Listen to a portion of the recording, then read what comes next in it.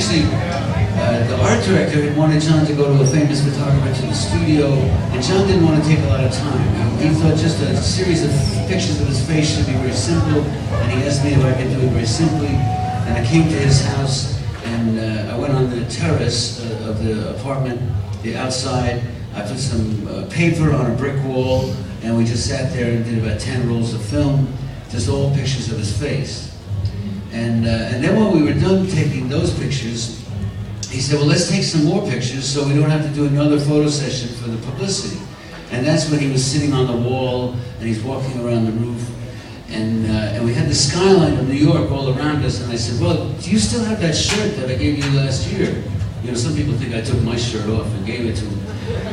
But, he had the one that I gave him, which I was very surprised, because he had been to Los Angeles drinking heavily for a year, but when he came back to New York, he had the shirt with him, and he knew where it was. He went downstairs and he put it on, and he came up, and we took a series of pictures. We had no idea it was going to be so famous. If you look at the wall in the exhibit of the contact prints, you'll see I only took about 15 or 18 photos of him with the t-shirt. It didn't seem, it wasn't the photo session that we were doing. It was an extra series of pictures, and we got a good one, and now everybody in the world knows about it.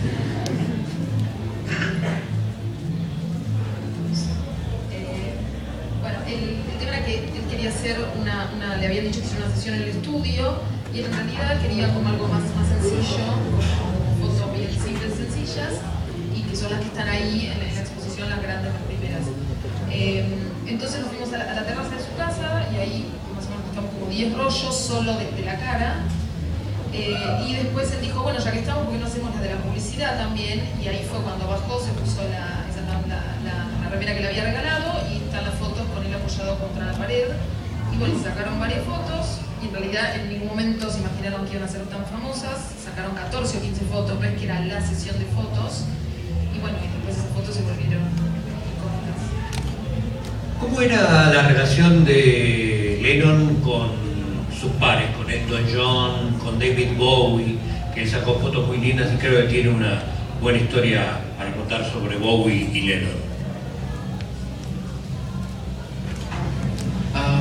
Yes, well, one afternoon when John was recording The Walls and Bridges, I went by the studio. You know, I wasn't hired to be there every day. In fact, I never actually got paid by John and Yoko. I was paid by magazines, but they provided me access. And they said, whenever you have time, and I was working with many different groups, so some days I had time, some days I didn't. So one afternoon, I went to the studio, and Elton John was there. And John was like, where have you been? Elton John is here. And I said, well, you didn't call me up and tell me. Good thing I stopped by.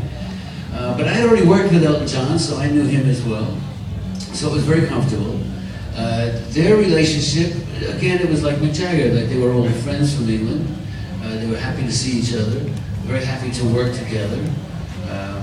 They made a great song, Whatever Gets You Through the Night. And when they finished at the end of the night, Elton asked John if he would come to perform with him at Madison Square Garden. And John was trying to put him off, and he said, well, I'll only come if it becomes a #1 record. Well, it became the #1 record within a month, and John had to go to Madison Square Garden, and that day they did call me, actually, in the afternoon, about 4 in the afternoon, oh, come tonight. And when John came out, it was a tremendous surprise for the audience, because they thought they were going to an Elton John concert. It was the first time John had been on stage since his own concert there. He was very nervous, but the audience was ecstatic, screaming with surprise and happiness. And as it turned out, Yoko had come to the concert because they were friends with Elton. In fact, Elton John became the godfather for Sean. But Yoko could see that John was scared, and she really was feeling sorry for him, and he was also sober, and when they met backstage, they talked together. It was the first time they had talked in person for a long time, and it was the beginning of their reunion. Una tarde, cuando estaba grabando Walls and Bridges, yo fui al estudio y me conté para que no me pagaban a mí, yo Yoko, sino que bueno, me pagaban las revistas a las que yo vendía las fotos, pero ellos me decían cuando puedas pasar, y ese día fui de casualidad sin que me llamaran, y justo estaba Elton, a quien yo ya conocía. Su relación, como yo había mucho antes, con Mick Jagger, era de amigos, de allá de Inglaterra, y estaban grabando Whatever Gets You to the Nights, que se convirtió en número 1. Y ese día también después me llamó para ir a un concierto en el que iban a estar ambos, Lennon y John. En el Madison Square Garden. Y era la primera vez que John subía al escenario después de años, y él estaba bastante tenso, estaba sobrio, y la audiencia estaba feliz, hacía tanto tiempo que no lo veía, Yoko también estaba ahí, y bueno, después resultó ser que a Elton John le dijeron que fuera el padrino de John, esto demuestra la relación que tenían, y bueno, ese fue el concierto de tantos años que estuvieron Elton y John juntos, y ahí nació su amistad. Y además otra cosa, al final se encontró John Lennon con Yoko Ono, que había sido invitada por Elton, y esa fue la primera vez que habían hablado en un año y medio, y ahí es donde comienza la reunión de ellos. Well, not the first time they spoke, but the first time they were together, I think. In person. They spoke on the phone all the time. And then a couple months later, at the Grammy Award presentation, they asked John to be one of the presenters. And David Bowie was there.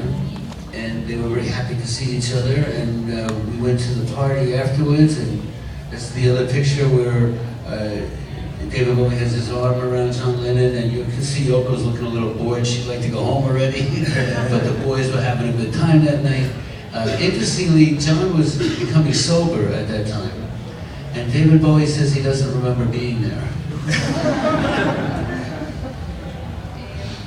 Bueno, después a John lo invitaron para presentar un Grammy, y ahí fue que estaba David Bowie ahí en el evento, y después de eso fueron a la fiesta, que es donde está la famosa foto, que están ellos dos abrazados y Yoko está atrás como con cara de que se quiere ir. Y en la foto además figura Simon y Garfunkel y Roberta Flack con un vestido transparente.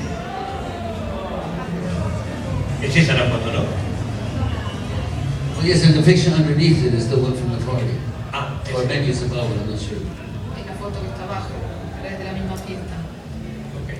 Son dos fotos distintas. Entonces. Roberta Flack, by the way, was John and Yoko's next door neighbor in the Dakota. ¿Quién es? She was their next door neighbor. Era la vecina de al lado, ¿Quién? ¿Roberta Flack? Roberta Flack. No sabía eso. ¿Cómo lo veía él a John cuando se juntó nuevamente, se fue a vivir de vuelta con Yoko Ono? ¿Estaba viendo qué pasaba? ¿Estaba aliviado? ¿Estaba feliz? Yes, about a month or so after the Grammys, he went back around Christmas time in December.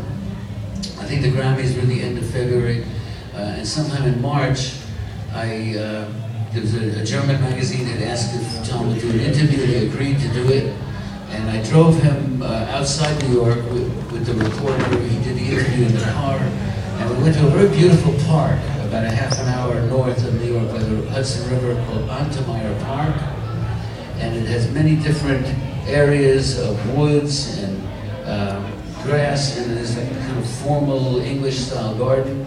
And we took many pictures there. Some of them, I think there's one where there's a kind of pillars around him and a metal overhead. That was from the Ontemeyer Park. He's wearing a beige suit.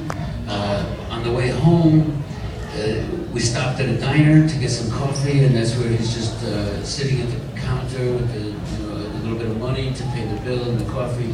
I call that picture the working class hero because it was just such a normal afternoon. And that day, yes, he seemed very happy. He was very sober. He was very happy to be sober and to kind of start his new life and not being a crazy drunk kid.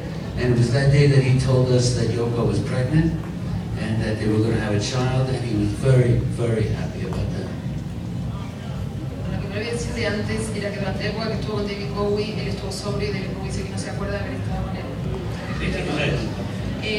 Después de los Grammys, en marzo, a John le querían hacer una entrevista y lo llevó él con el auto al parque Ontemeyer. Y ahí le sacó bastantes fotos, una que está con un traje beige y otra que está pararon a comer en un lugar y él está apoyado contra el mostrador para pagar lo que habían comido.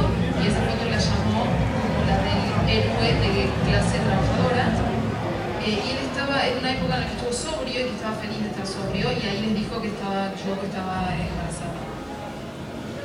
Él fue un poco, sin querer, involuntario, instigador de el modo de crianza que tuvo John, el hijo de John Lennon, porque él andaba con su hijo cuando era bebé por todos lados y Lennon lo veía, y de algún modo Lennon lo copió. ¿Querés saber cómo?